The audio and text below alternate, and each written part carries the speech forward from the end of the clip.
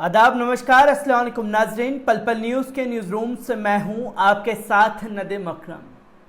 उत्तर प्रदेश में और तमाम 4 राज्यों में जब से भारतीय जनता पार्टी की वापसी हुई है तब से कुछ हिंदूवादी संगठनों की धमकियां लगातार बढ़ गई हैं। जहां मस्जिदों से माइक हटाने के लिए सरकारी ऐलान किया जा रहा है, तो वहीं भारतीय जनता पार्टी के नेता खुल करके मुसलमानों के खिलाफ जहर उगलते हुए दिखाई दे रहे हैं। और इस कदम में एक और इजाफा कर लीजिए, मुसलमानों की दुकानों को बैन करने के लिए एक मुहिम हिंदूवादी संगठनों द्वारा छेड़ दी गई है, जिसमें यह कहा गया है कि मंदिरों के पास में किसी भी मुस्लिम की दुकान नहीं लगने दी जाएगी, जिसके सरकारी पोस्टर बाकायदा छापे गए। और इसके बाद बवाल मचा हुआ है, जहां एक तरफ तो नफरत परोसा जा रहा है, तो वहीं मुस्लिम समुदाय की तरफ से लगातार ऐसे कदम उठाए जा रहे हैं जिनसे इन नफरतबाजों के गालों पर करारा तमाचा जड़ रहा है। तो वहीं मुस्लिमों की तरफ से अपनी करोड़ों की संपत्ति मंदिर के लिए दान करते हुए भी दिखाई दे रहे हैं। थंबनेल पर आप एक खबर देखेंगे, पर 2 खबरों से आपको रूबरू कराऊंगा, जहां बिहार में मुस्लिम परिवार ने एक ऐसी मिसाल कायम की है जिनसे नफरतबाजों के गालों पर तमाचा पड़ गया है। आखिरकार किस तरीके से मुस्लिमों की दुकानों को बैन करने की सरकारी अपील की जा रही है, इस रिपोर्ट पर नजर डालते हैं। आपको बता दें कि मंदिरों में लगने वाले मेलों में मुसलमानों की दुकानें बैन। हिजाब विवाद के बीच कर्नाटक में लगे बैनर से कर्नाटक में खलबली मच गई है। आपको बता दें कि कर्नाटक में हिजाब विवाद के बाद सांप्रदायिक तनाव और बढ़ता दिख रहा है। अब तटीय कर्नाटक क्षेत्र के कुछ बैनर्स दिखाई दे रहे हैं, जिन पर लिखा है कि मंदिरों के वार्षिक मेले में मुसलमान दुकान नहीं लगा सकते। स्थानीय लोगों के मुताबिक दक्षिणपंथी समूह ने इसकी मांग की थी, जिसके बाद ज्यादातर मंदिर समितियों दबाव में आ गई। दक्षिणपंथी समूहों का कहना है कि हिजाब पर आए फैसले के बाद मुस्लिम संगठनों ने बंद का ऐलान किया और अपनी दुकानें बंद रखी, इसलिए मंदिरों को उन्हें वार्षिक मेले में स्टॉल्स लगाने की अनुमति नहीं देनी चाहिए। बता दें कि पुत्तूर तालुक के महालिंगेश्वर मंदिर में 20 अप्रैल से वार्षिक मेले का आयोजन किया जाना है। इस मेले में लगने वाली स्टॉल के लिए जमीन की नीलामी होनी है। इस नीलामी में मुसलमानों के हिस्सा लेने पर प्रतिबंध लगा दिया गया है। इस केवल हिंदुओं के ही स्टॉल के लिए बोली लगाने की अनुमति है। दक्षिण कन्नड़ जिले के बपनड़ुई के दुर्गा परमेश्वरी दक्षिण कन्नड़ जिले में बपनुड़ुई श्री दुर्गा परमेश्वरी मंदिर में भी वार्षिक उत्सव का एक ऐसा ही पोस्टर देखा गया। पोस्टर में लिखा था कि ऐसे लोगों को यहां बिजनेस करने की अनुमति नहीं दी जा सकती जो कानून का सम्मान नहीं करते और एकता के खिलाफ हैं। जो लोग उन गायों को मारते हैं जिनकी हम पूजा करते हैं। हिंदू अब जागरूक हो चुके हैं। मंगलूर शहर के पुलिस आयुक्त शशि कुमार के मुताबिक पता लगाया जा रहा है कि ये बैनर किसने लगाए। उन्होंने कहा कि अगर नागरिकों से जुड़ी संस्था शिकायत दर्ज कराती है तो कानूनी टीम से परामर्श लिया जाएगा।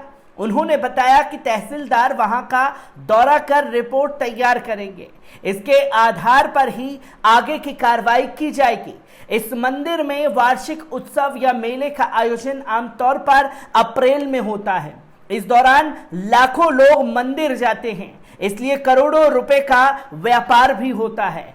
पूर्व सीएम सिद्धरमैया ने इस कदम को निंदनीय बताया है। उन्होंने कहा है कि आश्चर्य है कि जिला अधिकारी इस फैसले पर चुप है और ऐसा होने दे रहे हैं।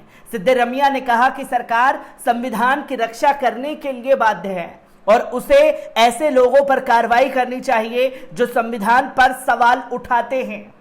जहां कर्नाटक में मंदिर के बाहर मुसलमान दुकान नहीं लगा सकते, क्योंकि देश में कई हजार मजार ऐसी हैं जहां पर हिंदू अपनी दुकानों को लगाते हैं और मज़ारों को हिंदू भी मानते हैं और मुसलमान भी मानते हैं, पर किसी मुसलमान ने कभी ऐसे घटना को अंजाम देना नहीं चाहा। पर हिजाब के मामले में कर्नाटक में लगातार हिंदू मुस्लिम की सियासत को हिंदूवादी संगठनों द्वारा गरमाया जा रहा है।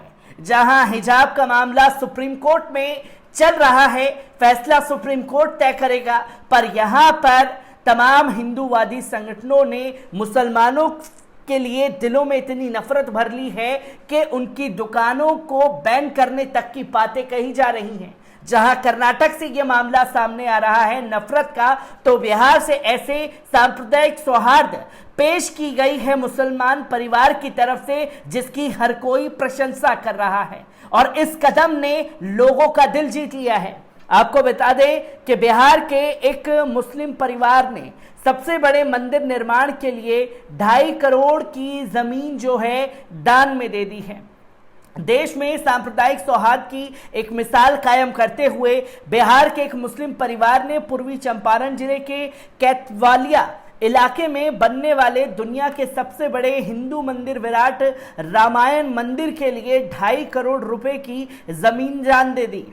पटना में स्थित महावीर मंदिर ट्रस्ट के प्रमुख आचार्य किशोर कुणाल ने सोमवार को कहा कि जमीन इश्तियाक अहमद खान ने दान की है, जो गुवाहाटी में रहने वाले पूर्वी चंपारण के एक व्यापारी हैं।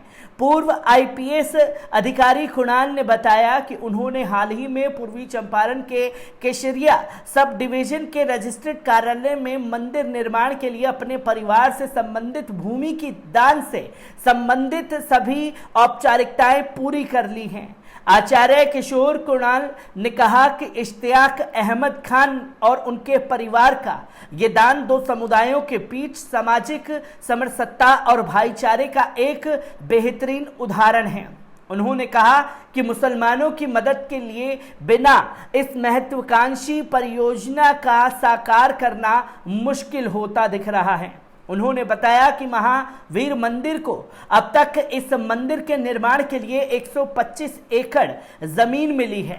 ट्रस्ट को जल्द ही क्षेत्र में 25 एकड़ और जमीन भी मिल जाएगी। बताया जाता है कि विराट रामायण मंदिर कंबोडिया में विश्व प्रसिद्ध 12वीं शताब्दी के अंकोर वाट परिसर से भी ऊंचा होगा, जो 215 फीट ऊंचा है। पूर्वी चंपारण के परिसर में ऊंचे शिखरों वाले 18 मंदिर होंगे और इसके शिव मंदिर में दुनिया का सबसे बड़ा शिवलिंग होगा।